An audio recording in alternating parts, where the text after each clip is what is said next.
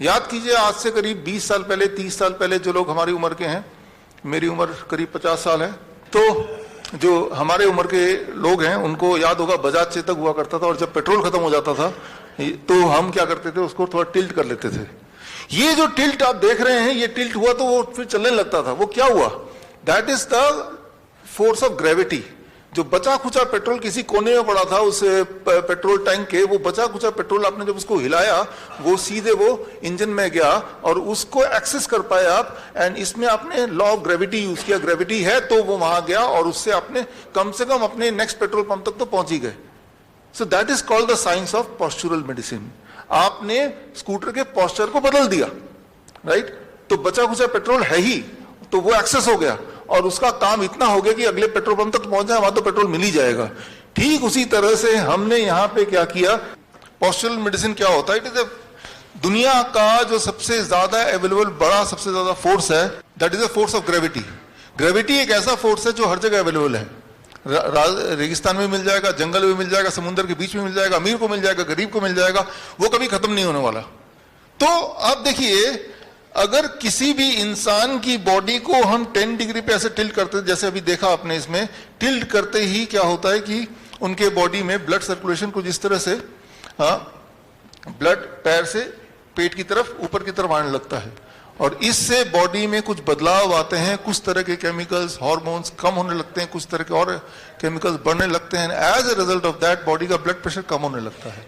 As a result of that body का urine output बढ़ने लगता है। As a result of that body का जो excess sodium, excess potassium, excess urea, creatinine, clearance, ये सब बढ़ने लगता है। और इन्हीं चीजों को बोलते हैं डायलिसिस। डायलिसिस यही होता है। एक बात आप याद रखिए अच्छी तरह से, किसी का किडनी कितने ही फेल हो जाए, उसमें फिर भी कुछ किडनी सेल जिंदा हैं, तभी आप जिंदा हैं। वो बचे खुचे किडनी को पकड़ के उससे काम निकालना है। किडनी सेल तक ब्लड नहीं पहुंच पा रहा तो हमने ब्लड किडनी सेल तक पहुंचा दिया। पेट्रोल स्कूटर के इंजन तक नहीं पहुंच पा रहा तो आपने उसको टिल्ट करके पहुंचा दिया। तो आपने ये किया। एंड ये कोई नई बात नहीं है। हमारे जो नाइस एक्सपर्ट्स हैं, आप सब लोग जो लोग मुझे देख रहे हैं यूट्यूब में, आपने पिछले 1 साल में देखा ना, प्रोन वेंटिलेशन जिसे बोलते हैं। जब भी किसी का ब्रेथलेसनेस कम हो रहा था तो आपने क्या किया, आपने उस पेशेंट ऑक्सीजन SpO2 जिनका 40% तक चला गया, वो सिलेंडर, ऑक्सीजन सिलेंडर लगा के, वो तब भी वो सांस उसका कंट्रोल में नहीं आ रहा, वेंटिलेटर लगाने की बात चल रही है, तो आपने सिर्फ क्या किया, you used unknowingly postural medicine.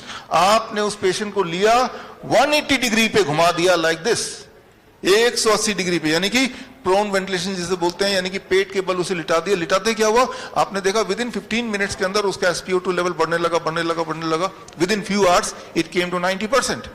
So what is this? This is a postural medicine. और आप देखिए नीचे एक और फोटो देख रहे हैं, डायलिसिस जब मशीन के साथ वो बांध के रखते हैं करीब 4 घंटे तक, तो जो डायलिसिस होता है हॉस्पिटल में, लेकिन वही डायलिसिस वो घर पे कर रही हैं 2 घंटे में। 2 घंटे बेड में इस तरह से लेटना है बस, राइट, जो कि मुफ्त में हो सकता है।